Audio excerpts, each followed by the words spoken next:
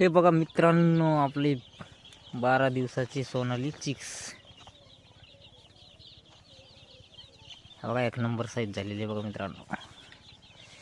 15 दिवसापासून आपण त्याला विटामिन ABCD सगळं देऊ शकतो.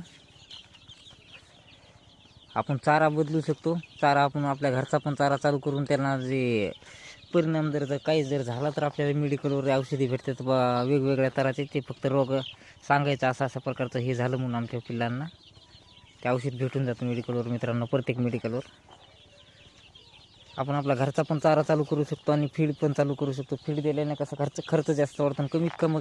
कमीत कमी जर खर्च करायचा असेल आपल्याला तर आपण आपली घरची पण फीड तयार करून देऊ शकतो मित्रांनो. घरच्या फीडमध्ये आपण तुम्ही मक्का, हे बाजरी, जी आपल्याकडे जी भाडा जे खराब झालेलं अन्न आहे, जे आपल्याला खाण्यात उपयोगी येत नाही, ते अन्न पण टाकू शकतो एकदम कमी दरामध्ये घेऊन.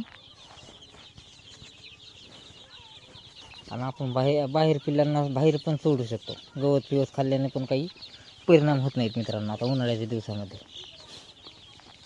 हे बघा, एकदम टणटणीत पिल्ले आहेत मित्रांनो. आपण काही यांना फक्त वॅक्सिन केलेली बघा मित्रांनो. काही औषधी वगैरे काही दिलेलं नाही.